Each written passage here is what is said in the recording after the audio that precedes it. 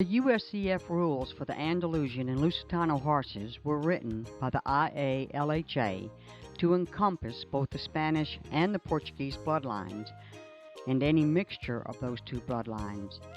There were only minor differences in their descriptions from Spain and Portugal. In this video, we will discuss Andalusian horses, which include all three bloodlines, the Spanish, the Portuguese, and the Spanish-Portuguese mixture.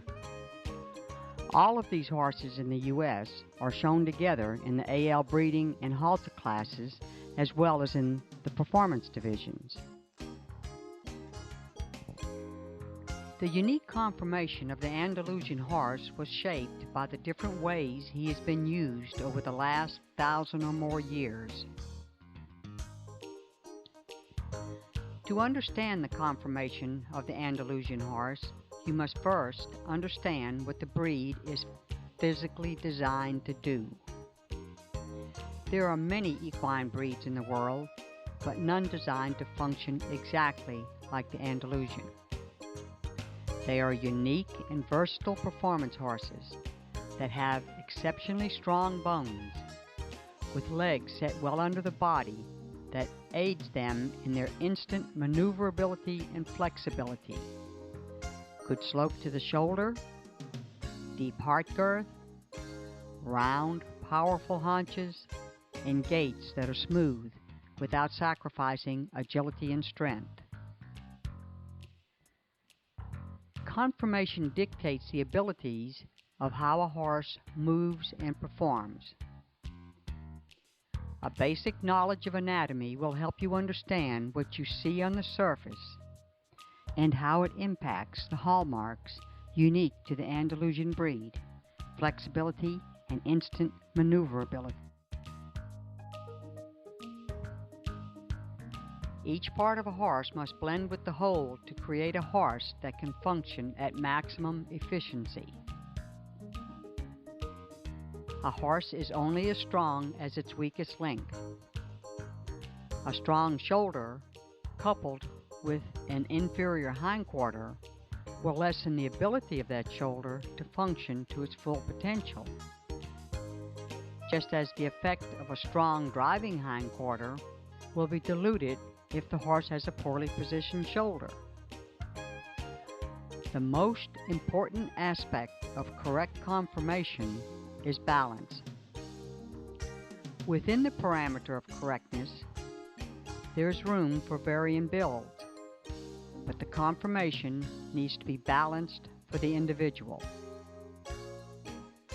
Equine structure can be divided into simple geometrical forms with each part fitting into the overall frame.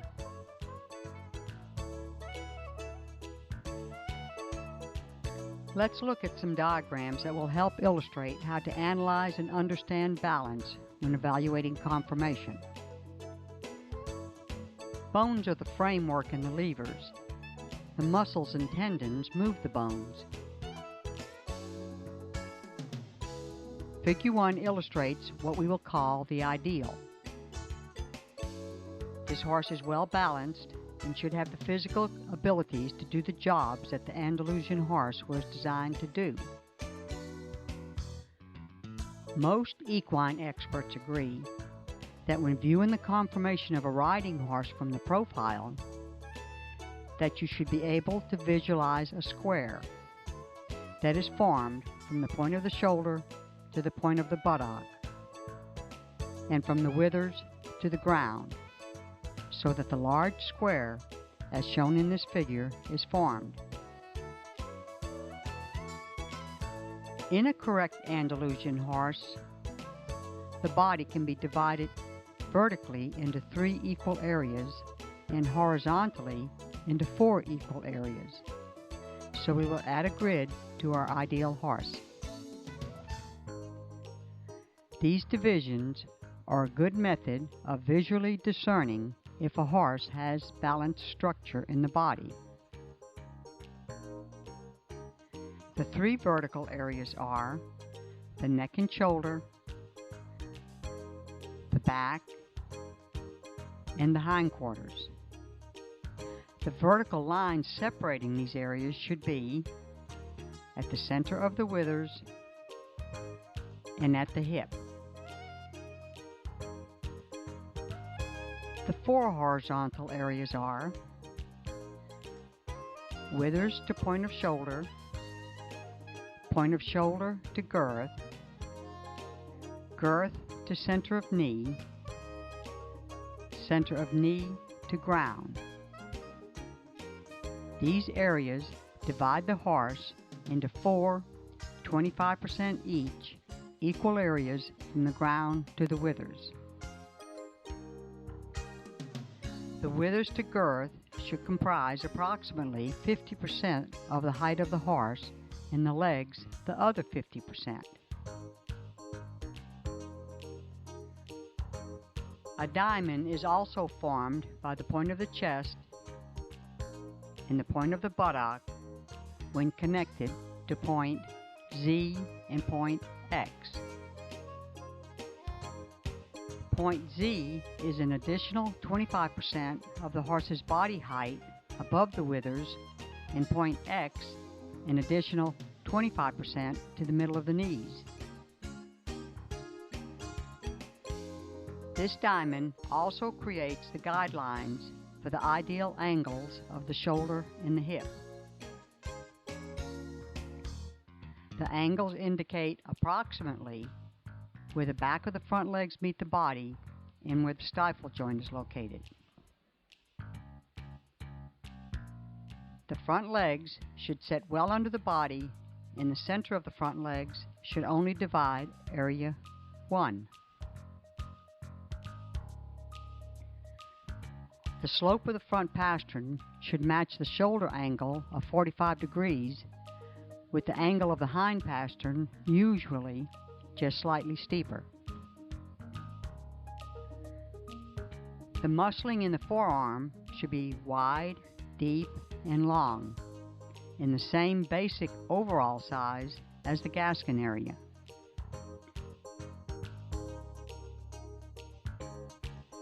The cannons should be shorter than the forearm, and the center of the front knee should straddle the line between areas 3 and 4. The forearm is where all the muscles located in the leg and the ability to elevate and reach originates. There are only bones, ligaments, and tendons below the knee. Andalusians have a slightly longer cannon bone than other breeds, but adding excessive length to this area lessens their strength. The back should be short and strong to help propel the horse and carry weight well. The point of buttock to point of hip should be long and well muscled and comprise the final 1/3 of the total body length. The back of the hind leg, from the hock to the fetlock, should line up with the point of the buttock when the horse is standing square with his cannons perpendicular to the ground.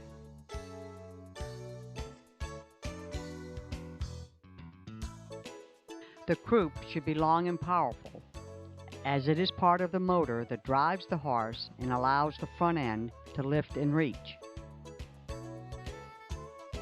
The hind leg should have a long thigh with the stifle somewhat low and good angulations. This helps create a strong coiling of the hindquarters that produces suspension. The croup should be rounded, viewed from the side and from the rear.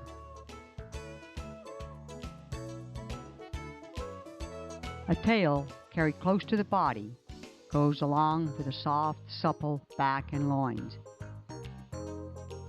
A rounded croup denotes a rounded sacrum that aids the hindquarters to flex and carry weight well.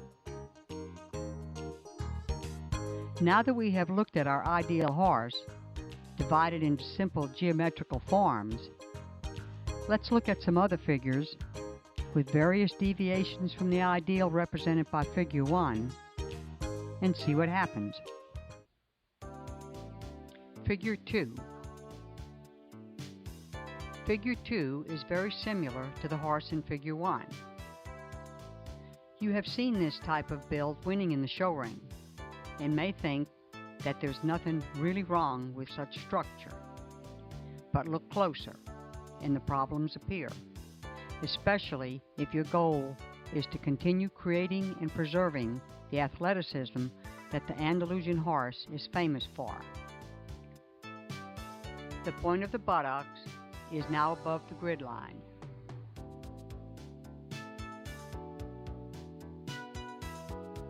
This occurs because Figure 2 has a flat croup and a higher set hip and tail. Horses with this type of croup are not going to have the degree of agility and flexibility in the hindquarters as the horse in Figure 1. The Andalusian horse is noted for its flexibility and power and control. The design of the croup plays a very important part in these abilities. To help give you a clearer picture of what happens to the structure of the croup in the hindquarters, here is Figure 2 with the skeleton added. Note that the point of the buttocks is now above the grid line. And here is Figure 1 with the skeleton added. Now the point of the buttocks is at the grid line. The rounded croup and low-set tail are very important traits that contribute to the permanent relaxation of the top line. They are essential to the abilities for collection that are so easy for the Andalusian horse. Here is a comparison of Figure 1 and Figure 2.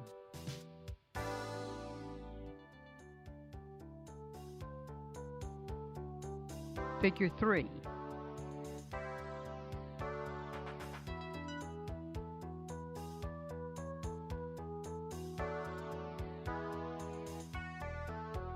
Figure 3 is out of balance because of a long back and a short croup. The lines between areas 2 and 3 no longer bisect the back and the hip correctly. This horse will lack power in the hindquarters because of the shortened croup, and the long back will cause a weakened loin, which will interfere with the superior collection and agility of this horse, and he will lack the strength to hold the body in prolonged collected positions without creating tension. This horse will also lack the power to generate good extension. Here is a comparison of Figure 1 and Figure 3.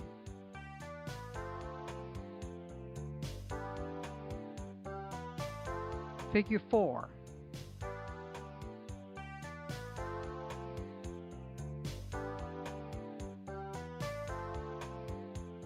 The horse in Figure 4 is too long in the leg and narrow in the chest.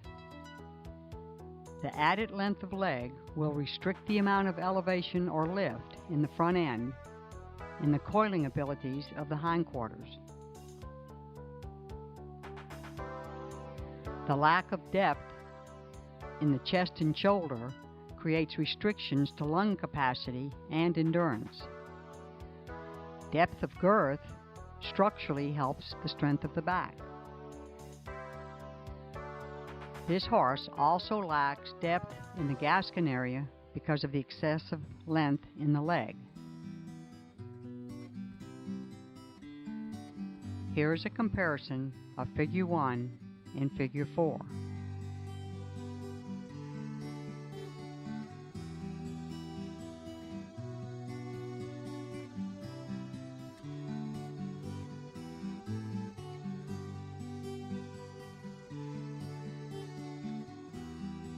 Figure 5.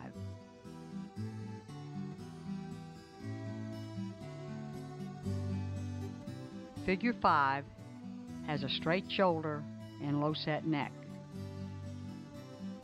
Pay particular attention to the distortion of the diamond. Instead of the line from the shoulder coming out at the girth, it comes out at the back of the forearm. And note where the lines meet at point X and Z. The center of gravity has been moved forward. The front legs no longer set under the body as in Figure 1 because of a shorter true arm. The length and direction of the Andalusian's true arm is what gives the impression that the forearm starts further back and makes the chest so prominent looking. It is also an important element in the superior ability of the Andalusian to lift its front legs and extend them with power and spring, yet remaining very soft and supple in his gaits. Here is a comparison of Figure 1 and Figure 5.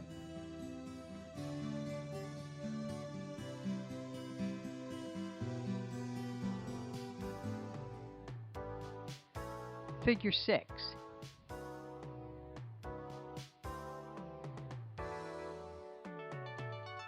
Again, pay attention to the distorted diamond.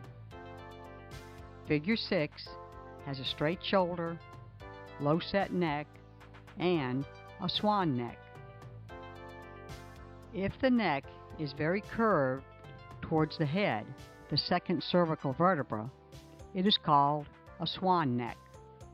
A swan neck is a desirable characteristic for some breeds, such as the Arabian, but it is not a desirable characteristic for an Andalusian, as it tends to make the neck somewhat less stable for the instant changes of direction required when doing work the Andalusian horse was bred for.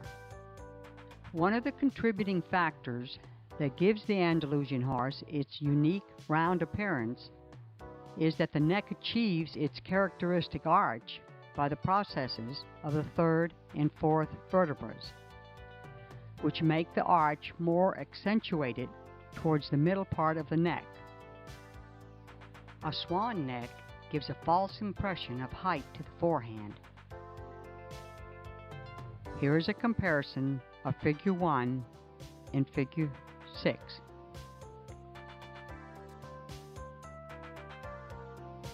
Figure 7.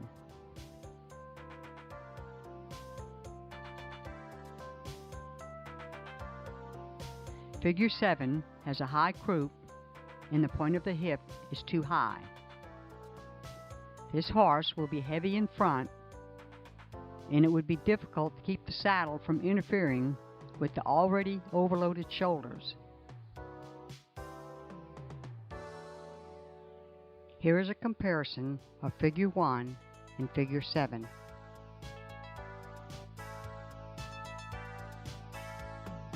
Figure 8.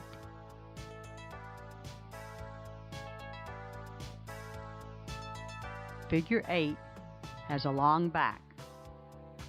The diamond becomes much more elongated. This horse will have trouble gathering that length into the coiled spring that is so typical of the Andalusian. He will be weak in the loin area and will not be able to use his back properly. Here is a comparison of Figure 1 and Figure 8.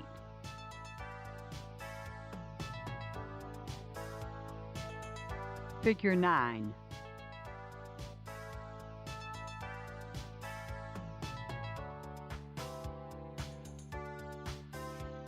Figure 9's croup slopes too abruptly and has lost its roundness, and the tail is set too low.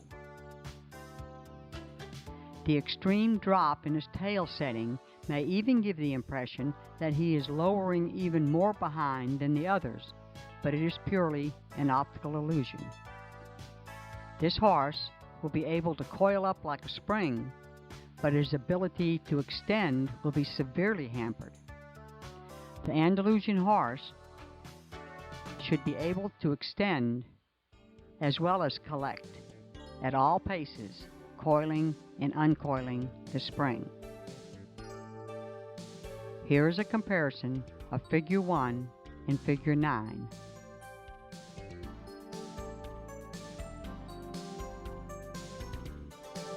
Is a horse uphill or downhill? The immediate impression of whether a horse is built uphill or downhill can be misleading. We need to look at the underlying bone structure of the horse. The point of the buttocks indicates the position of the deep-seated junction of the pelvic girdle and the femur. Find the halfway point between the point of the withers and the point of the shoulder. The relationship between these points is what tells us if the horse is actually standing uphill or downhill. This is Figure 1, the figure of our ideal Andalusian horse, with the long sloping shoulder and the lowest hip and buttocks.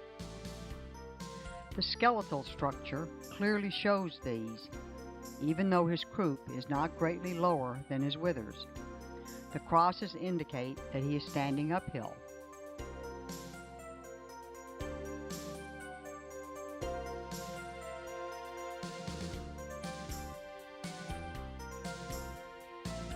This is Figure 2, with the corresponding changes to the skeletal structure. Figure 2 has a croup which seems much lower than the wither, but the croup is flat. The hip high set and the point of the buttocks is also high. Even though this horse appears to be standing more uphill than Figure 1, when we look at the underlying structure, we see that he is, in fact, built downhill.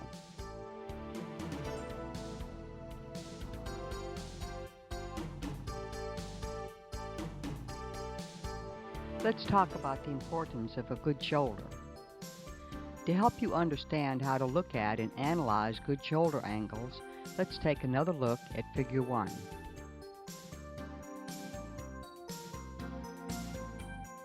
Take a straight edge and place it on the line of the diamond on the shoulder, and draw a line from the top of the diamond to the ground. Then draw another line along the ground and mark where those two lines intersect.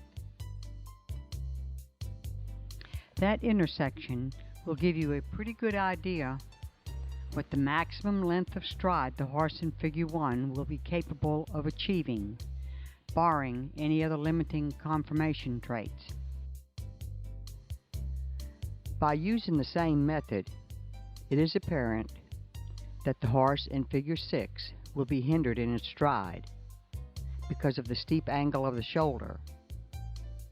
Combine that with other limiting conformation factors such as the high set croup and long back, and potential for efficient stride is further decreased.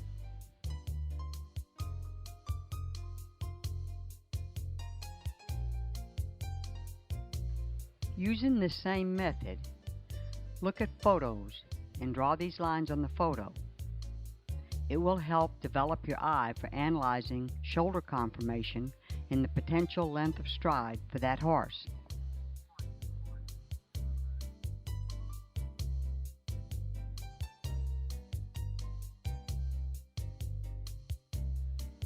The USEF rule for movement. AL 102.4. The horse is known for agile movements, elevated, extended, harmonious, and cadenced. The horse has great facility to adopt various aptitudes and to conquer difficulties as if with special predisposition for collection and turns over the haunches. Let's take a closer look at understanding the terminology of this description. Agile movements, moving with quickness and ease. Elevated, to lift, raise, make higher. Extended, to make longer, stretch out. Harmonious, fitting or blending together in an orderly or pleasing way. Cadenced, flow or rhythm with a regular beat. Watch these movement clips and think about agile movements, elevated, extended, harmonious, and cadenced.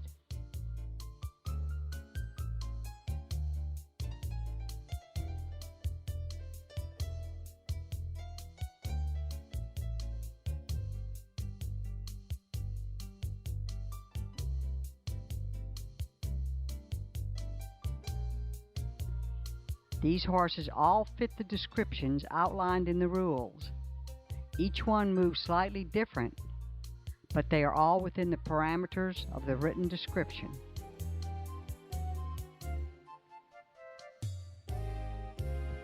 Five walks, starting with very good to acceptable.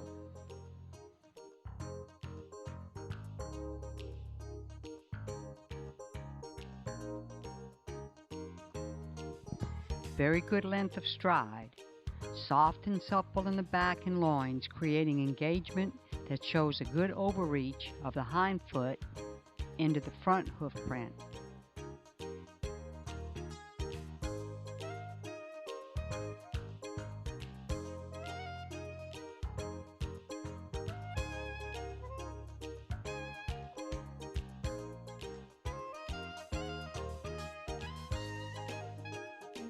Length of stride good, shorter overreach of the hind step.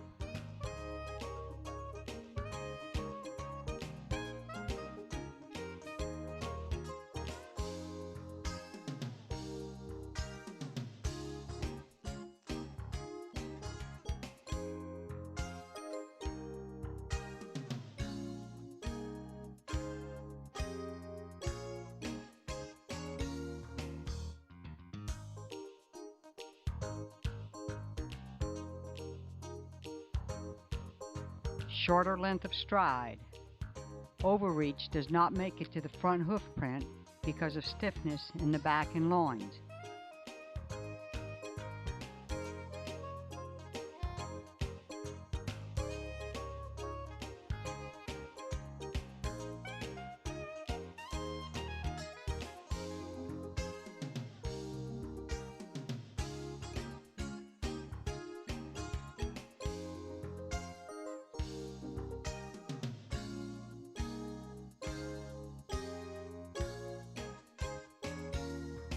Length of stride too short, does not track up sufficiently and not using back correctly.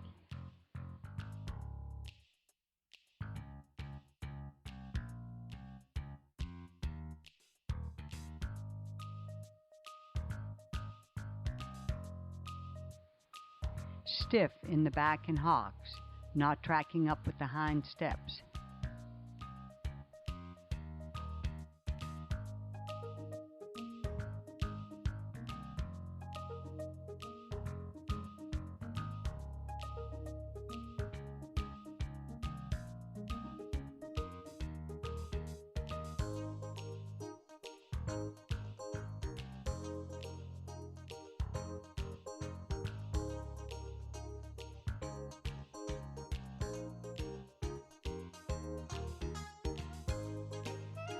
Three trots.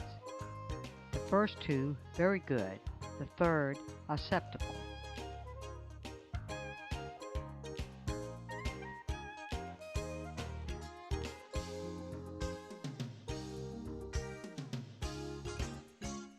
Visualize the terminology in the USEF rulebook for the Andalusian horse. Agile movements, elevated, extended, harmonious, and cadenced.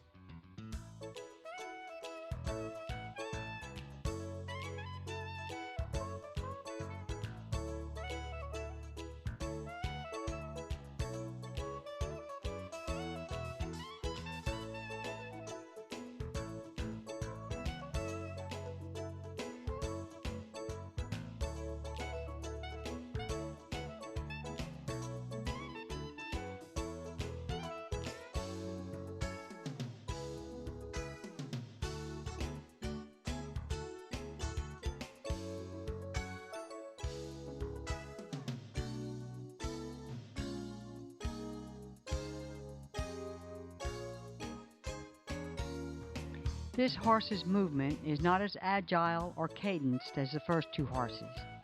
He has a tendency to get unbalanced, causing him to use his front legs in an uneven manner. Although you have been watching horses move in a slowed motion, you will find that it trains the eye to recognize things in real time a lot quicker. So let's look at the third horse in real time as well as slowed motion.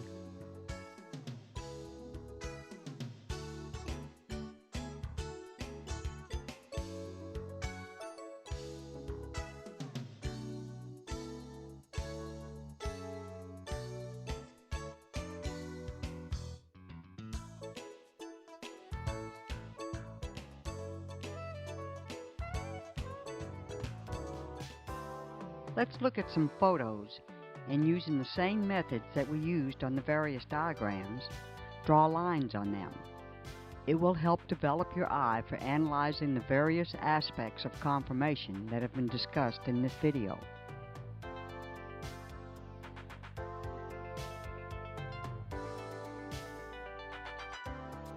See how close they fit into the box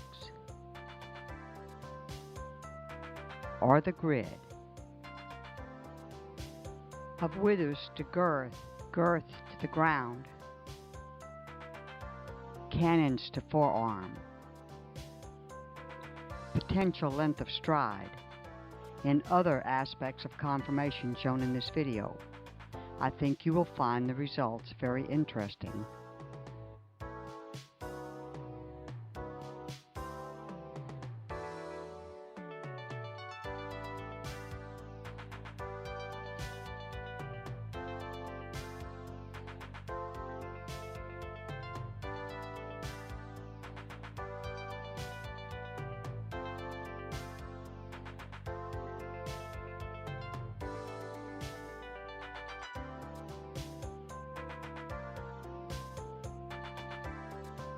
Now, mentally check the balance on the following horses.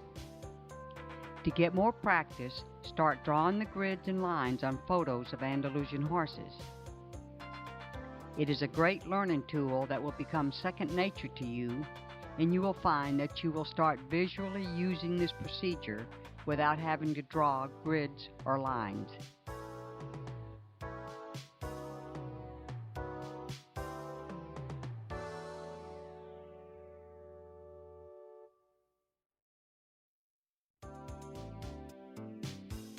Always remember, the Andalusian horse should be instantly recognizable for his breed type and be the smoothest, most flexible horse with elevation and reach in his gait of any horse in the equine world. Only through the selection of the individuals in our breeding classes will the Andalusian retain this position forever in the equine world.